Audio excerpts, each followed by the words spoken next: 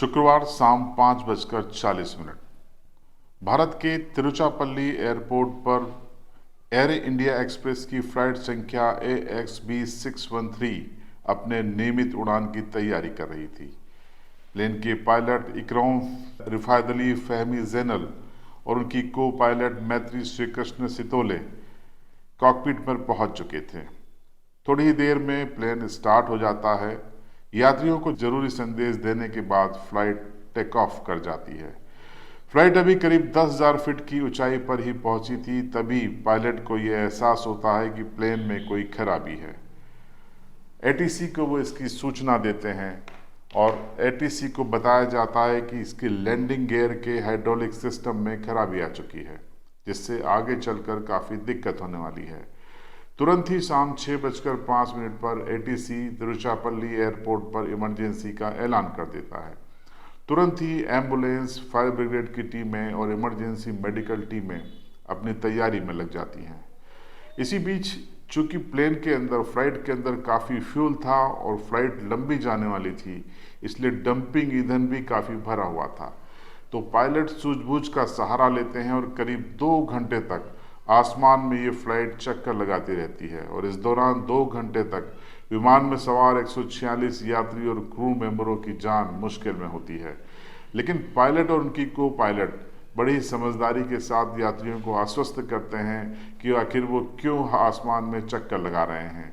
दरअसल फ्यूल इतना ज़्यादा था कि अगर वो लैंडिंग करते हैं और इमरजेंसी लैंडिंग काम नहीं आती तो प्लेन में विस्फोट हो सकता था, आग लग सकती थी, सभी यात्रियों की जान खतरे में पड़ सकती थी।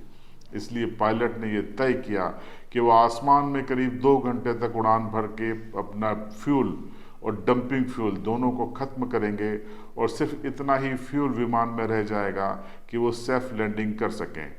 लगभग 2 घंटे के दौरान पूरे मीडिया में ये खबर प्रसारित हो गई कि एयर इंडिया एक्सप्रेस की फ्लाइट संख्या मुश्किल में है और 146 यात्री हवा में चक्कर लगा रहे हैं।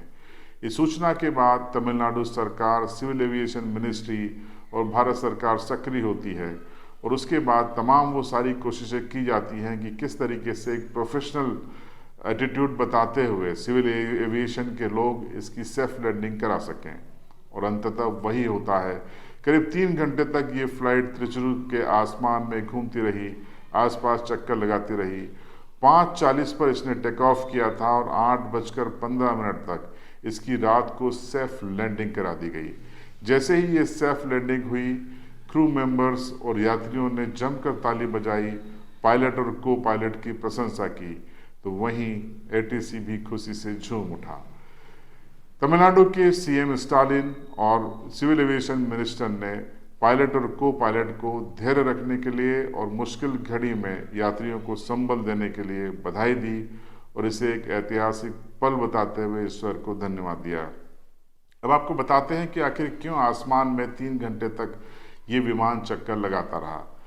चूंकि इसे तिरुचिरापल्ली से शारजाह के लिए जाना था और ये अरब सागर के ऊपर से फ्लाइट करने वाले थे और अरब सागर के ऊपर से फ्लाई करने के बावजूद भी करीब 3 घंटे के आसपास का इनका सफ़र रहने वाला था। इसीलिए फ्यूल भरपूर होता है प्लेन में और उसके अलावा डंपिंग फ्यूल भी इस विमान में मौजूद था। चूँकि ये बोइंग का विमान है, इसलिए बड़ा विमान होने से एक्स्ट्रा फ्यूल इसमें रखा जाता है।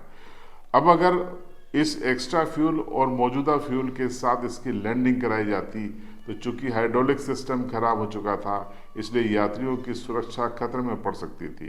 इसलिए पायलट और को पायलट ने एटीसी के निर्देशों का पालन किया, अपने प्रोफेशनल अनुभवों का सहारा लिया और करीब 2.5 से 3 घंटे तक विमान को आसमान में घुमाकर इसके फ्यूल को खत्म किया गया, इसके डंपिंग फ्यूल को खत्म किया गया और उसके बाद रात करीब 8:15 पे इसकी सेफ लैंडिंग की गई। जैसे ये लैंडिंग हुई, पूरा भारत खुशी से झूम उठा क्योंकि तमिलनाडु से कल 2 बुरी खबर आ रही थी।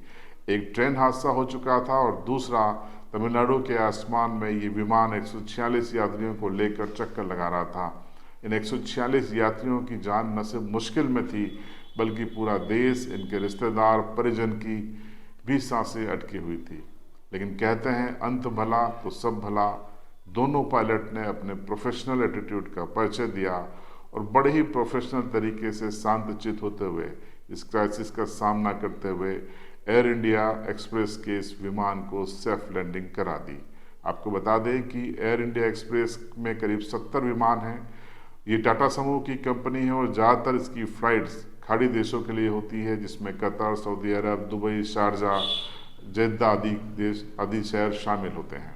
सीबी लाइव की ओर से पायलट्स को काफ़ी धन्यवाद, बधाई और ईश्वर को धन्यवाद कि अंततः सभी यात्रियों की जान सुरक्षित रही और ये सेफ लैंडिंग हो पाई।